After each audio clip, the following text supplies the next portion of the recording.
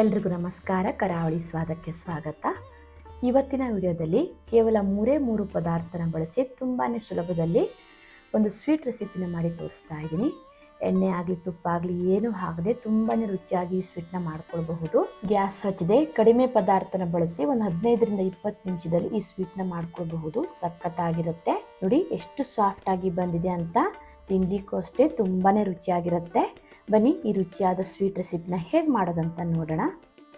Sweet ಮಾಡಲಿಕ್ಕೆ ಮೊದಲಿಗೆ ನಾನಿಲ್ಲಿ 1 ಕಪ್ ಆಗುವಷ್ಟು ಹುರ್ಗಡ್ಲೆ ಅಥವಾ ಪುಟಾಣಿ ಕಾಳನ್ನು ತೊಗೊಂಡಿದ್ದೀನಿ. ಹುರ್ಗಡ್ಲೆನ ಪುಡಿ ಮಾಡ್ಕೊಳ್ಬೇಕಾಗಿರೋದ್ರಿಂದ ಗರ್ಗರಿ ಆಗಿರಬೇಕು, ಮೆತ್ತಗಿರಬಾರ್ದು, ಸರಿಯಾಗಿ ಪೌಡ್ರ್ ಆಗಲ್ಲ. ಕೈಯಿಂದ ಕಟ್ ಮಾಡಿದಾಗ ಇದು ಈಸಿಯಾಗಿ ಕಟ್ ಆಗಬೇಕು. ಈ ರೀತಿ ಗರ್ಗರಿಯಾದ ಹುರ್ಗಡ್ಲೆ ಅಥವಾ ಪುಟಾಣಿ ಕಾಳನ್ನು ಮಿಕ್ಸಿ ಜಾರಿಗೆ ಸೇರಿಸ್ಕೊಳ್ತಾ ಇದ್ದೀನಿ. ನಂತರ ಇದನ್ನು ನುಣ್ಣಗೆ ಪೌಡ್ರ್ ಮಾಡ್ಕೊಳ್ಬೇಕು. ತರಿಯಾಗಿರಬಾರ್ದು, ನುಣ್ಣಗೆ ನೋಡಿ ಈ ರೀತಿ ಪೌಡ್ರ್ ಮಾಡಿಕೊಂಡು ಇದನ್ನು ಜರಡಿಗೆ ಹಾಕ್ಕೊಳ್ತಾ ಇದ್ದೀನಿ. ನಂತರ ಇದನ್ನು ಜರಡಿ ಹಿಡ್ಕೊಳ್ಬೇಕು ಅಥವಾ ಸಾಣಿಸ್ಕೊಳ್ಬೇಕು. ಚಿಕ್ಕ ಚಿಕ್ಕ ಪೀಸ್ ಏನಾದರೂ ಇರುತ್ತಂತ ಸಾಣಿಸ್ಕೊಳ್ತಾ ಇದ್ದೀನಿ. ಜರಡಿ ಹಿಡ್ಕೊಂಡಾದ್ಮೇಲೆ ನೋಡಿ ಈ ರೀತಿ ಸಣ್ಣ ಸಣ್ಣ ಪೀಸ್ ಇರುತ್ತೆ, ಅದನ್ನು ಹಾಕೊಳ್ಳಿಕ್ಕೆ ಹೋಗಬೇಡಿ. ಈ ಜರಡಿ ಹಿಡಿದಿರೋ ಸಣ್ಣ ಸಣ್ಣ ಪೀಸ್ ಏನಿರುತ್ತಲ್ಲ ಅದನ್ನು ಬಿಸಾಕದೆ ಚಟ್ನಿಗೆ ಅಥವಾ ಸಾಂಬಾರ್ಗೆ ಬಳಸಬಹುದು. ನಂತರ ಈ ಹುರ್ಗಡ್ಲೆ ಪೌಡರ್ನ ಪಕ್ಕಕ್ಕಿಟ್ಟು ನಂತರ ಅದೇ ಮಿಕ್ಸಿ ಜಾರಿಗೆ ನಾನಿಲ್ಲಿ ಸಕ್ಕರೆನ ಪುಡಿ ಮಾಡ್ಕೊಳ್ತಾ ಇದ್ದೀನಿ. ಯಾವ ಕಪ್ನ ಅಳತೆಯಲ್ಲಿ ಹುರ್ಗಡ್ಲೆ ತಗೊಂಡಿದ್ನಲ್ಲ ಅದೇ ಕಪ್ನ ಅಳತೆಯಲ್ಲಿ 3/4 ಕಪ್ ಆಗುವಷ್ಟು ಸಕ್ಕರೆ ಸೇರಿಸ್ಕೊಳ್ತಾ ಇದ್ದೀನಿ. ಜೊತೆಗೆ ನಾನಿಲ್ಲಿ 2 ಏಲಕ್ಕಿನ ಹಾಕೊಳ್ತಾ ಇದ್ದೀನಿ. ಒಳ್ಳೆ ಘಮ ಬರುತ್ತೆ. ಏಲಕ್ಕಿ ಆಪ್ಷನಲ್, ಇದನ್ನ ಫ್ಲೇವರ್ಗೋಸ್ಕರ ಅಷ್ಟೇ ಹಾಕೋದು, ನೀವು ಹಾಕ್ಲೇಬೇಕಂತೇನಿಲ್ಲ. ನಂತರ ಈ ಸಕ್ಕರೆ ಮತ್ತು ಏಲಕ್ಕಿನ ನೋಡಿ ಈ ರೀತಿ ನುಣ್ಣಗೆ ಪೌಡರ್ ಮಾಡಿಕೊಂಡು ಒಂದು ಮಿಕ್ಸಿಂಗ್ ಬೌಲ್ಗೆ ಸೇರಿಸ್ಕೊಳ್ತಾ ಇದ್ದೀನಿ. ರುಬ್ಬಿರೋ ಸಕ್ಕರೆನೆಲ್ಲ ಮಿಕ್ಸಿಂಗ್ ಬೌಲ್ಗೆ ಹಾಕಿ ನಂತರ ಇದಕ್ಕೆ ಹಾಲು ಹಾಕಿ ಕರಗಿಸ್ಕೊಳ್ಬೇಕು. ನಾನಿಲ್ಲಿ 1/4 ಕಪ್ ಆಗುವಷ್ಟು ಹಾಲು ತೊಗೊಂಡಿದ್ದೀನಿ. ಮೊದಲಿಗೆ ಒಂದು 4 ಚಮಚ ಆಗುವಷ್ಟು ಹಾಲು ಹಾಕ್ಕೊಂಡು ಚೆನ್ನಾಗಿ ಮಿಕ್ಸ್ ಮಾಡ್ಕೊಳ್ಳಿ. ಸಕ್ಕರೆ ಹಾಲಲ್ಲಿ ಚೆನ್ನಾಗಿ ಕರಗಬೇಕು. ಒಂದೇ ಸಲ ಎಲ್ಲ ಹಾಲು ಹಾಕ್ಕೊಳ್ಳಿಕ್ಕೆ ಹೋಗ್ಬಿಡಿ, ತೆಳ್ಳಗಾಗ್ಬಿಡತ್ತೆ. ಮೊದಲಿಗೆ ಒಂದು 4ರಿಂದ 5 ಚಮಚ ಆಗುವಷ್ಟು ಹಾಲು ಹಾಕ್ಕೊಂಡು ನೋಡಿ ಈ ರೀತಿ ಚೆನ್ನಾಗಿ ಮಿಕ್ಸ್ ಮಾಡ್ಕೊಳ್ಳಿ. ಹಾಲು ಕೆನೆ ಸಮೇತ ಹಾಕ್ಕೊಳ್ಬಹುದು, ಸೂಪರ್ ಆಗಿರುತ್ತೆ. ನೋಡಿ ಈ ರೀತಿ ಮಿಕ್ಸ್ ಮಾಡಿದಾಗ ಸಕ್ಕರೆ ಹಾಲಲ್ಲಿ ಚೆನ್ನಾಗಿ ಕರಗಿ ನೋಡಿ ಈ ರೀತಿ ಪೇಸ್ಟ್ ರೀತಿ ಆಗಬೇಕು. ನೋಡಿ ಇಷ್ಟು ದಪ್ಪ ಇರಬೇಕು, ತೆಳುವಾಗಬಾರ್ದು. ಆಮೇಲೆ ಬೇಕಿದ್ರೆ ಹಾಲು ಸೇರಿಸ್ಕೊಳ್ಬಹುದು. ನನಗಿಲ್ಲಿ ಇಷ್ಟು ಹಾಲು ಮಿಕ್ಕಿದೆ, ಇದನ್ನು ಬೇಕಿದ್ರೆ ಆಮೇಲೆ ಸೇರಿಸ್ಕೊಳ್ಬಹುದು. ಈ ರೀತಿ ರೆಡಿ ಮಾಡಿಕೊಂಡು ನಂತರ ಇದಕ್ಕೆ ರೆಡಿ ಮಾಡಿ ಇಟ್ಕೊಂಡಿರೋ ಹುರ್ಗಡ್ಲೆ ಪುಡಿನ ಹಾಕ್ಕೊಳ್ತಾ ಇದ್ದೀನಿ. ಎಲ್ಲವನ್ನು ಹಾಕ್ಕೊಂಡಿದ್ದೀನಿ. ನಂತರ ಇದನ್ನು ಈ ಸಕ್ಕರೆ ಮತ್ತು ಹಾಲಿನ ಮಿಕ್ಸ್ ಮಾಡಿಟ್ಟಿದ್ವಲ್ಲ ಅದರಲ್ಲಿ ಚೆನ್ನಾಗಿ ಮಿಕ್ಸ್ ಮಾಡ್ಕೊಳ್ಬೇಕು. ಮತ್ತು ಇವಾಗಲೇ ಇದಕ್ಕೆ ಹಾಲೇನು ಹಾಕ್ಕೊಳ್ಳಿಕ್ಕೆ ಹೋಗಬೇಡಿ. ಚೆನ್ನಾಗಿ ಒಂದ್ಸಲ ಮಿಕ್ಸ್ ಮಾಡಿದ ಮೇಲೆ ಸ್ವಲ್ಪ ಡ್ರೈ ಅನಿಸ್ತಾ ಇದೆ ಅಥವಾ ಇದು ಸರಿಯಾಗಿ ಅಂಟ್ಕೊಳ್ತಾ ಇಲ್ಲ ಅನಿಸಿದರೆ ಮತ್ತೆ ಸ್ವಲ್ಪ ಹಾಲು ಹಾಕ್ಕೊಂಡು ಕಲಿಸ್ಕೊಂಡ್ರೆ ಆಯಿತು. 1 ಕಪ್ ಹುರ್ಗಡ್ಲೆಗೆ ನಾನಿಲ್ಲಿ 3/4 ಕಪ್ ಆಗುವಷ್ಟು ಸಕ್ಕರೆ, 1/4 ಕಪ್ ಆಗುವಷ್ಟು ಹಾಲು ಹಾಕ್ಕೊಂಡಿದ್ದೀನಿ. ಸಕ್ಕರೆ ಬದಲು ಬೆಲ್ಲ ಕೂಡ ಹಾಕ್ಕೊಳ್ಬಹುದು. ಸಿಹಿ ಜಾಸ್ತಿ ಬೇಡ ಅನ್ನೋರು ಒಂದು ಅರ್ಧ ಕಪ್ ಆಗುವಷ್ಟು ಸಕ್ಕರೆ ಕೂಡ ಹಾಕ್ಕೊಳ್ಬಹುದು. 3/4 ಕಪ್ಗಿಂತ ಜಾಸ್ತಿ ಹಾಕ್ಕೊಳ್ಳಿಕ್ಕೆ ಹೋಗಬೇಡಿ. 1 ಕಪ್ ಹುರ್ಗಡ್ಲೆಗೆ 3/4 ಕಪ್ ಆಗುವಷ್ಟು ಸಕ್ಕರೆ ಪರ್ಫೆಕ್ಟ್ ಆಗಿರುತ್ತೆ. ನೋಡಿ ಈ ರೀತಿ ಚೆನ್ನಾಗಿ ಮಿಕ್ಸ್ ಮಾಡಿದ ಮೇಲೆ ಸ್ವಲ್ಪ ಡ್ರೈ ಅನಿಸ್ತಾ ಇರೋದ್ರಿಂದ ಮತ್ತೆ ಸ್ವಲ್ಪ ಹಾಲು ಹಾಕ್ಕೊಂಡು ಮಿಕ್ಸ್ ಮಾಡ್ಕೊಳ್ತಾ ಇದ್ದೀನಿ.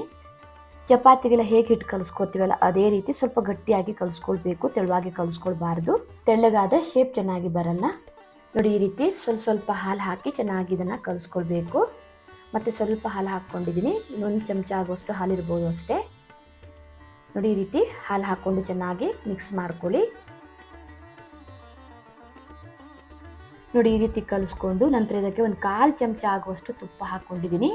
ತುಪ್ಪ ಆಪ್ಷನಲ್, ಹಾಕಲೇಬೇಕಂತೇನಿಲ್ಲ. ತುಪ್ಪ ಹಾಕದೇ ತುಂಬಾ ರುಚಿಯಾಗಿ ಸ್ವೀಟ್ನ ಮಾಡ್ಕೊಳ್ಬಹುದು. ನೋಡಿ ಒಂದು 1/4 ಚಮಚ ಆಗುವಷ್ಟು ತುಪ್ಪ ಹಾಕ್ಕೊಂಡು ಚೆನ್ನಾಗಿ ಇದನ್ನು ನಾದ್ಕೊಳ್ತಾ ಇದ್ದೀನಿ. ತುಪ್ಪ ಹಾಕದೆ ಹಾಗೇನೂ ಕೂಡ ನಾದ್ಕೊಳ್ಬಹುದು. ನೋಡಿ ಹೀಗೆ ಸಾಫ್ಟ್ ಆಗೋ ತನಕ ಒಂದು 2ರಿಂದ 3 ನಿಮಿಷ ಚೆನ್ನಾಗಿ ನಾದ್ಕೊಳ್ಳಿ. ನೋಡಿ ಈ ರೀತಿ ಕಟ್ ಮಾಡಿದಾಗ ಈ ಟೆಕ್ಸ್ಚರಲ್ಲಿ ಬರಬೇಕು, ತುಂಬ ಮೆದುವಾಗಿ ಕಲಿಸ್ಕೊಳ್ಬಾರ್ದು. ನಾನಿಲ್ಲಿ 1/4 ಕಪ್ ಆಗುವಷ್ಟು ಹಾಲು ತೊಗೊಂಡಿದ್ನಲ್ಲ, ಒಂದೇ 1 ಚಮಚ ಆಗುವಷ್ಟು ಹಾಲು ಮಿಕ್ಕಿದೆ. ನಂತರ ಯಾವುದಾದ್ರೂ ಪ್ಲೇಟ್ ಅಥವಾ ಟ್ರೇಗೆ ಹಾಕಿ ಸೆಟ್ ಮಾಡ್ಕೊಳ್ಬೇಕು. ನಾನಿಲ್ಲಿ ಈ ರೀತಿ ಪ್ಲಾಸ್ಟಿಕ್ ಡಬ್ಬನ ತೊಗೊಂಡಿದ್ದೀನಿ.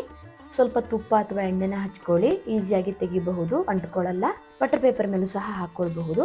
ನಂತರ ನೋಡಿ ಈ ರೀತಿ ಇದನ್ನು ನೀಟಾಗಿ ಸೆಟ್ ಮಾಡ್ಕೊಳ್ಳಿ, ಲೆವೆಲ್ ಮಾಡ್ಕೊಳ್ಬೇಕು.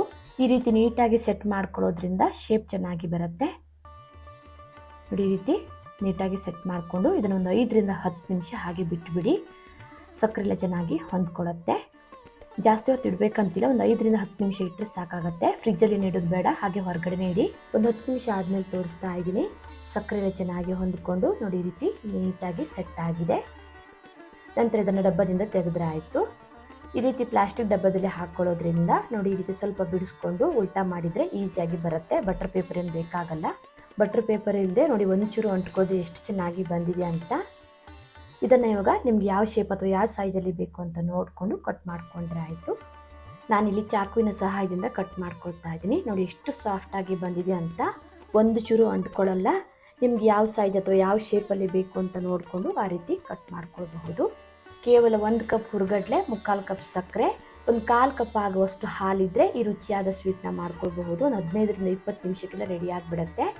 ಗ್ಯಾಸ್ ಹಚ್ಚೋದಾಗಲಿ, ತುಪ್ಪ ಅಥವಾ ಎಣ್ಣೆ ಏನು ಹಾಕದೆ ಈ ಸ್ವೀಟ್ನ ಮಾಡ್ಕೊಳ್ಬಹುದು. ಸಖತ್ತಾಗಿರುತ್ತೆ. ಕೇವಲ 3 ಪದಾರ್ಥನ ಬಳಸಿ ಈ ಸೂಪರ್ ಸಾಫ್ಟ್ ಆದ ಸ್ವೀಟ್ನ ಮಾಡ್ಕೊಳ್ಬಹುದು. ಸಖತ್ತಾಗಿರುತ್ತೆ. ಮಕ್ಕಳಿಗಂತೂ ತುಂಬಾ ಇಷ್ಟ ಆಗುತ್ತೆ. ಸ್ಕೂಲ್ಗಳಲ್ಲಿ ಫೈರ್ಲೆಸ್ ಅಥವಾ ಫ್ಲೇಮ್ಲೆಸ್ ಕುಕಿಂಗ್ ಕಾಂಪಿಟೇಷನ್ ಇರುತ್ತಲ್ವ, ಈ ರೆಸಿಪಿನ ಟ್ರೈ ಮಾಡಬಹುದು. ಚೆನ್ನಾಗಾಗುತ್ತೆ. ತುಂಬಾ ಸುಲಭದಲ್ಲಿ ಯಾರು ಬೇಕಾದರೂ ಮಾಡಬಹುದು. ತುಂಬಾ ರುಚಿಕರ ಸೂಪರ್ ಸಾಫ್ಟ್ ಆದ ಹುರ್ಗಡ್ಲೆ ಬರ್ಫಿ ಅಥವಾ ಸ್ವೀಟ್ ಯಾವ ರೀತಿ ಮಾಡೋದಂತ ನೋಡಿದ್ರಲ್ವಾ. ವಿಡಿಯೋ ಇಷ್ಟ ಆದರೆ ಲೈಕ್, ಶೇರ್, ಕಮೆಂಟ್ ಮಾಡೋದನ್ನು ಮರಿಬೇಡಿ. ಮತ್ತೆ ಸಿಗ್ತೀನಿ ಹೊಸ ವಿಡಿಯೋ. ಧನ್ಯವಾದಗಳು.